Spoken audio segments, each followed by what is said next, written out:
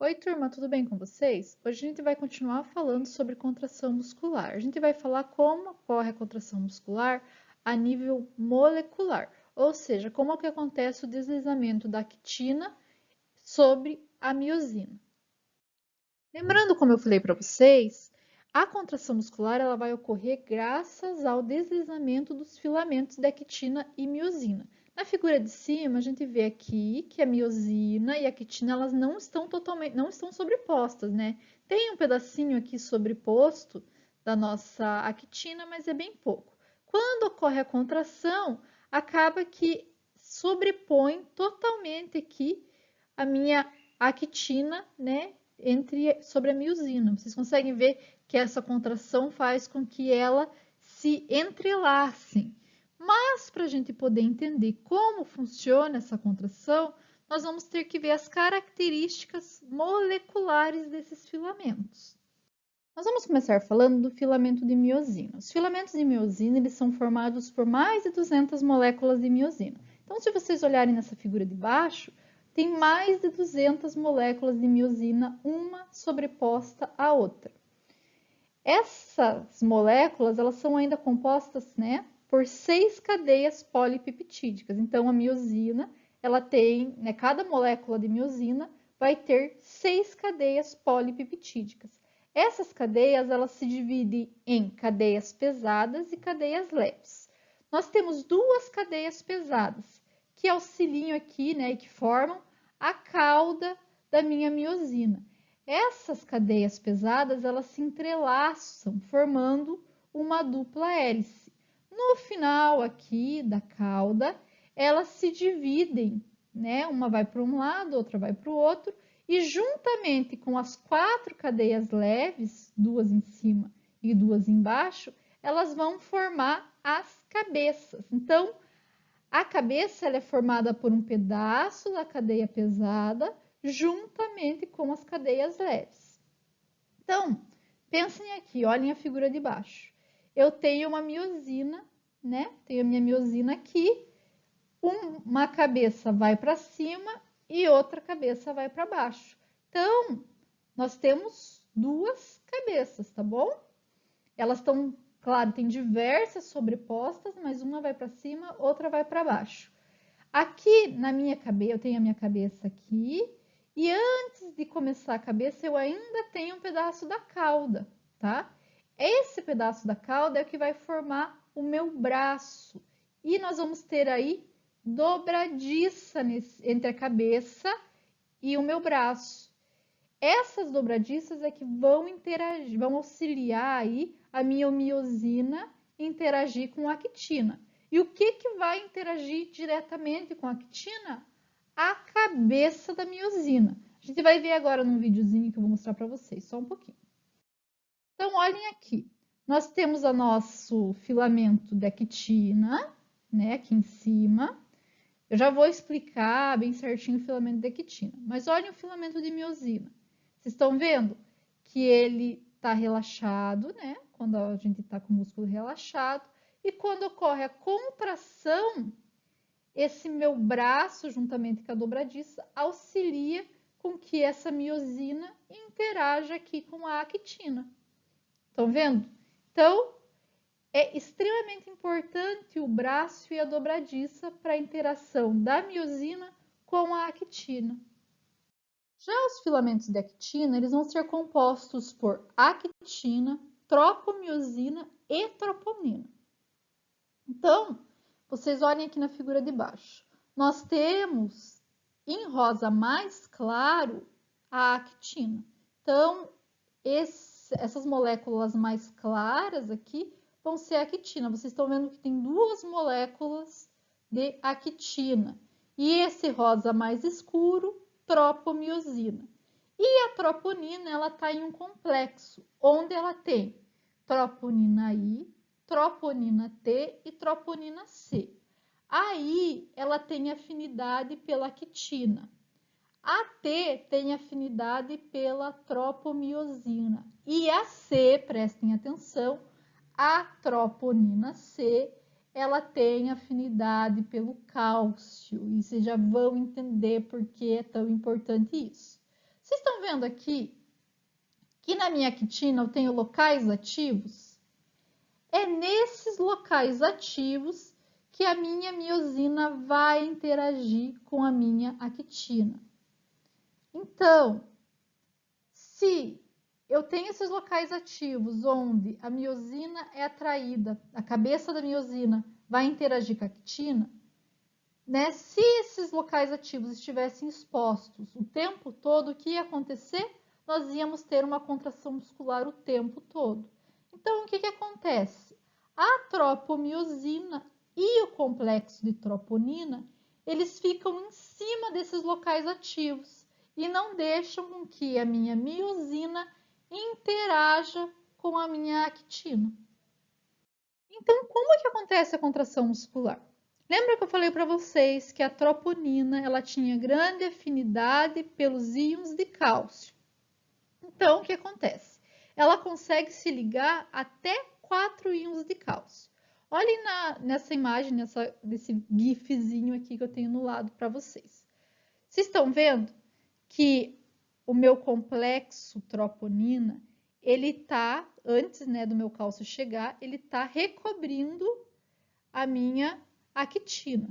Quando o cálcio se liga, tem uma mudança conformacional e faz com que o complexo, juntamente aí com minha tropomiosina, saiam da frente do local ativo e a cabeça da miosina consegue interagir com o local ativo da minha actina.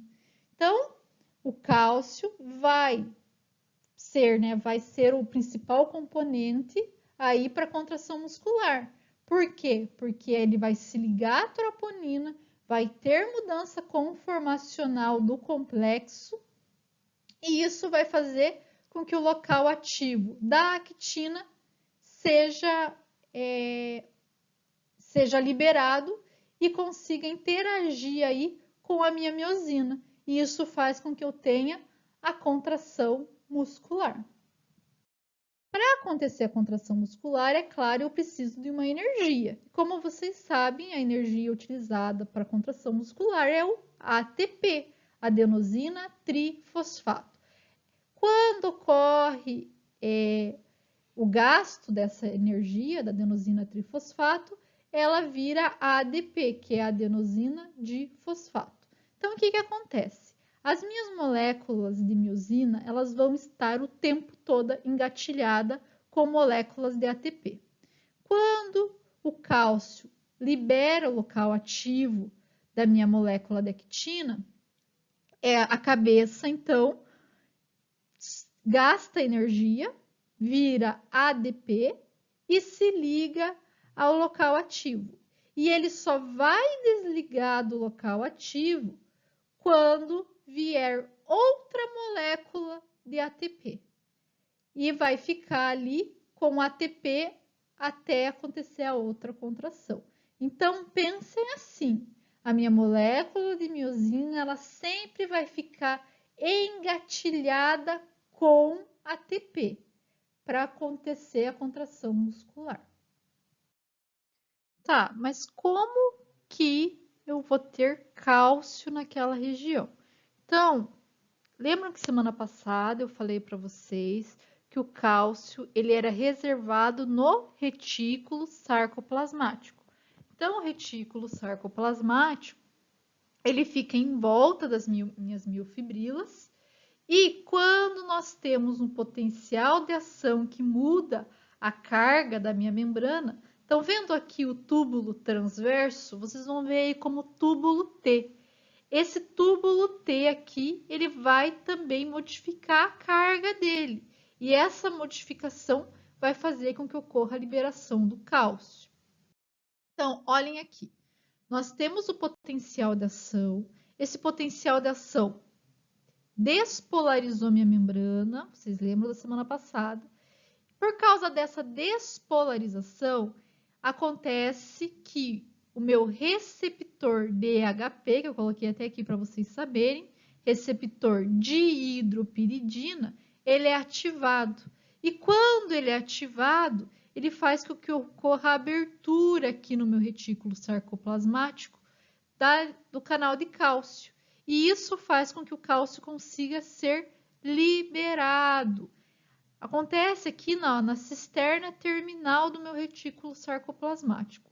Então, o potencial de ação despolariza a membrana, inclusive o túbulo T. Essa despolarização faz com que os meus receptores DHP sejam ativados. Quando ele é ativado, lá na cisterna terminal, ocorre a abertura do canal ou liberação do canal de cálcio e o cálcio vai ser liberado. Quando o potencial de ação cessa, que ocorre a repolarização do meu túbulo, o meu receptor é desativado e o canal de cálcio fecha. Entenderam como acontece? Vamos ver essa imagem aqui. Nós temos o potencial de ação, esse potencial de ação despolariza a minha membrana até chegar ao túbulo T. Quando ele chega ao túbulo T, por causa dessa mudança energética, ocorre a ativação do meu receptor DHP. Essa ativação desse receptor faz com que ocorra a abertura dos meus canais de cálcio. O cálcio, então, é liberado, vai para o citosol, ativa e interage lá com a minha troponina. Essa troponina faz com que os canais, os sitioativos da minha actina sejam liberados para a interação com a miosina. Após o término da contração, o cálcio vai ser liberado no citosol. Essa liberação faz com que o cálcio precisa, voltar aí para o meu retículo sarcoplasmático. Para que volte esse cálcio para o retículo sarcoplasmático, nós temos aí a bomba de cálcio. A bomba de cálcio, então, vai fazer com que ocorra a volta do meu cálcio para dentro do retículo. Para essa bomba funcionar, é necessário ATP. Então, após a contração, uma bomba de cálcio remove os íons os íons de cálcio que voltam para dentro do retículo sarcoplasmático. Então, vamos fazer um resuminho da nossa aula até agora. Vamos dessa aula até agora e da aula passada também. Nós mandamos um sinal através do neurônio motor lá para a minha fenda sináptica. Então, no terminal sináptico ocorre a liberação de acetilcolina. Essa acetilcolina vai interagir com os receptores da membrana aqui, da membrana celular, e vai fazer com que ocorra a abertura dos canais de sódio. A entrada de sódio para dentro da minha membrana vai gerar um potencial de ação, porque a membrana vai ser despolarizada. Esse potencial de ação vai chegar até o túbulo T do retículo sarcoplasmático. Lá no túbulo T, ele vai ativar os receptores DHP. Essa ativação vai fazer com que ocorra a abertura dos canais de cálcio e o cálcio vai ser liberado para o meu citosol. Quando o cálcio for liberado para o citosol, ele vai lá nos meus filamentos de actina, onde tem o complexo de troponina, que tem afinidade por cálcio, e vai interagir com esse complexo de troponina. Essa interação vai fazer com que tenha uma mudança conformacional na minha troponina e na minha tropomiosina, e vai fazer com que na actina tenha liberação de locais ativos. Os locais ativos, então, vão interagir com a minha miosina. Lembrando que se a gente não tivesse a troponina e o complexo de troponina e a tropomiosina, o meu músculo ia ficar contraído o tempo todo, Então, é importante a troponina e a tropomiosina. Para fazer a contração, a minha miosina ela gasta ATP, Então, para fazer essa interação entre a cabeça e o local ativo, nós gastamos ATP. Quando a contração muscular cessa, quando ela termina, o cálcio ele é liberado para o citosol. E para ele ser bombeado de novo para dentro do retículo sarcoplasmático, ele vai precisar de uma bomba de cálcio. E essa bomba de cálcio, como é contra o gradiente, né, porque a concentração de cálcio dentro do retículo é muito maior que fora, né, que no citosol, como é contra o gradiente, a gente precisa de energia. Então, a gente vai gastar ATP novamente. A partir do momento que o cálcio sai e é removido do meu citosol, as minhas moléculas, né, de tropomiosina e troponina, elas voltam a cobrir a minha actina e acaba cessando aí a contração muscular. E o músculo, então, a fibra muscular, então, relaxa. Então, quando que a gente gasta energia na contração muscular? Primeiro, quando a gente fala dos deslizamentos do filamento de actina e miosina. Então, a miosina, vocês viram, lá na cabeça da miosina, nós precisamos de ATP para contração muscular. No bombeamento de cálcio, que está liberado no citosol, para dentro do retículo sarcoplasmático, para cessar a contração, precisa de ATP. E também quando a gente vai fazer o bombeamento dos íons de sódio e potássio através da membrana para propagar o potencial de ação muscular. Também é necessário ATP. Por isso que a contração muscular gasta bastante energia. Então, quais são as principais fontes de energia? Nós temos as fosfocreatinas. Essas fosfocreatinas, elas têm grande quantidade de fosfato ligado a elas e elas liberam rapidamente esse fosfato para a formação do ATP. Outra fonte de energia é a glicólise do glicogênio, que vai fazer a formação aí transformação em ácido pirúvico e lactato e também vai fornecer fosfato, para o meu ATP.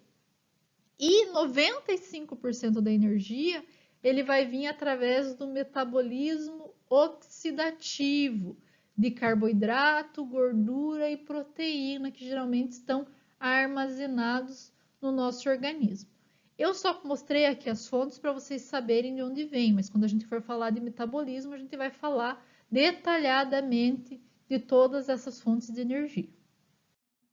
Vocês já pararam para pensar a quantidade de músculo que a gente tem no corpo, as diversas formas, os diversos tamanhos? Para vocês terem uma ideia, a gente tem um músculo no ouvido chamado estapédio, que é um dos menores músculos, que eu até coloquei aqui na figurinha para vocês verem ele. Ele é extremamente pequeno e é essencial para a gente, né, para a audição. Nós temos aí os quadríceps, o trapézio. Então, nós temos muitos músculos no nosso corpo e cada um tem uma característica de contração muscular diferente. Entre as características de contração muscular, nós temos aí os músculos que atuam de forma isotônica, que é quando o músculo encurta na contração, então quando a gente puxa um peso, tem a contração desse músculo. E temos a contração isométrica, quando o músculo não encurta na contração. Pessoal que faz academia aí, pensem quando vocês estão fazendo prancha, né? Quando vocês estão fazendo prancha, vocês estão forçando ali o músculo, mas não está tendo contração. Então, ele atua de forma isométrica, por isso que às vezes eles falam, vamos fazer aí uma contração isométrica, quando você vai falar de prancha ou de tração, que você faz força, o músculo está contraído, mas não encurta o músculo durante a contração.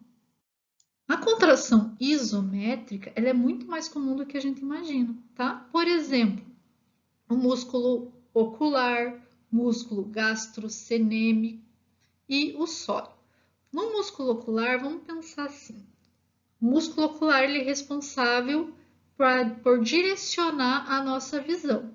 Se a fibra encurtasse, o nosso olho ele ia ficar entrando e saindo toda vez que a gente mudasse o foco da visão.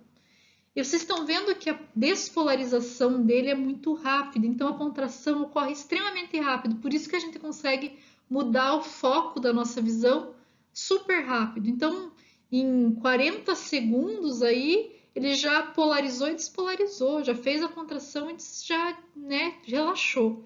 Já os músculos sóleo e o gastrocnêmio, ele demora um pouco mais para fazer a contração e descontrair. Tanto que o gastrocnêmio, ele demora menos até, em 80 segundos ele contrai e já relaxa, já contrai, né? A contração é muito rápida, ele está muito ligado, por exemplo, à caminhada, a atletismo, a gente precisa muito desse músculo. Já o sóleo, ele é um músculo que está ligado a você ficar em pé. Então ele não precisa contrair o tempo todo, ele contrai e mantém você em pé. Então a contração dele, a polarização e despolarização dele é lenta. Então são fibras lentas, enquanto o nosso músculo ocular é uma fibra rápida, uma fibra de contração rápida. Nós temos então, como eu falei para vocês, fibras musculares rápidas e fibras musculares lentas, mas nosso músculo, ele pode ter mistura de fibras musculares rápidas com fibras musculares lentas, dependendo da característica do músculo. Por exemplo, quando a gente fala aí, né, dos músculos que agem e reagem rapidamente, como o tibial anterior, ele precisa, ou até mesmo o músculo ocular, ele precisa reagir rapidamente. Então, a maioria das suas fibras musculares vão ter essa característica de reagir rapidamente. Ele pode ter uma porcentagem menor de fibras lentas, mas a maioria vai ser fibras rápidas. Já nos músculos que reagem lentamente, como o sóleo, eles são compostos na sua maioria por fibras lentas, que vão reagir devagar, tá? Mas podem ter uma quantidade de fibras rápidas um pouco menor, podem ter uma mistura, entendendo? As fibras musculares rápidas e lentas, elas têm algumas características que as distinguem. Por exemplo, as fibras lentas, elas são menores, são inervadas por fibras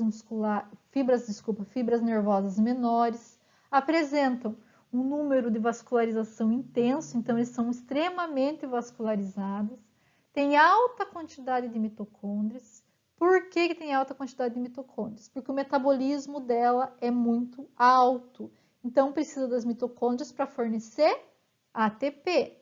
E tem alta concentração de mioglobina. Lembrando lá que a mioglobina ela tem alta afinidade pelo oxigênio e isso faz com que esse músculo fique vermelho. Por isso, as fibras lentas, elas são conhecidas como tipo 1, músculo vermelho. Pessoal, pensem sempre assim. As fibras musculares lentas, elas ficam mais tempo despolarizadas, gastam mais energia para ficar despolarizadas, tá? Por isso, o metabolismo delas é alto, entenderam? Não vamos esquecer disso. Fibras musculares lentas ficam mais tempo despolarizadas, tá? Já as fibras musculares rápidas, elas têm pequena quantidade de miofibrila, por isso eles são chamados como músculo branco, tá? A contração dela é rápida, então ela contrai e descontrai rapidamente, mas ela tem uma força de contração grande, por isso geralmente é músculos mais grandes, são fibras musculares maiores, que vão aí ter uma grande força de contração. Essa contração, esses músculos, eles vão ter um retículo sarcoplasmático mais extenso, principalmente porque, como eles são maiores, eles vão precisar de mais cálcio para fazer a contração muscular, tá? E tem uma grande quantidade de enzimas glicolíticas que vão ajudar aí na obtenção do ATP. Beleza? Espero que não tenham ficado com nenhuma dúvida. Essa semana eu não vou passar nenhum exercício sobre a aula, porque eu vou passar já os temas do seminário. Então, eu quero que vocês se dividam em torno de 5 a 6 alunos, mais ou menos, por grupo. Eu já vou mandar para vocês aí no Moodle o link do Drive, onde vocês devem colocar o nome de vocês lá pelo grupo, né? E eu já vou dar o tema também dos trabalhos, tá bom? Então, como, né, vai ser esses trabalhos? Vocês vão fazer uma pesquisa sobre o tema que eu vou colocar ali, né, como base para vocês estudarem, para vocês explicarem, e vocês podem fazer a apresentação, então, numa forma de vídeo, explicando, né, aquele mecanismo de ação do fármaco ou a fisiologia de algo que eu coloque ali para vocês, de como ocorre. Por exemplo, né, um dos temas vai ser cãibra. Então, como ocorre a cãibra? Vocês colocam lá como ocorre a cãibra, quais são os mecanismos de prevenção, um videozinho rápido aí de no máximo 10 minutos por tema, tá? Passar um pouquinho também não faz mal. Se tiverem dúvida, entre em contato comigo. Eu vou deixar também certinho a data, que agora eu não lembro de cabeça, mas eu vou deixar já lá no Moodle a data certinho para vocês enviarem esse vídeo pronto para mim, tá? Então, vou deixar aberto essa tarefa, né, certinho com o tema, daí cada um se divide aí por grupo e com a data para envio da tarefa pronta, tá bom? Tenha uma boa semana e até a próxima aula.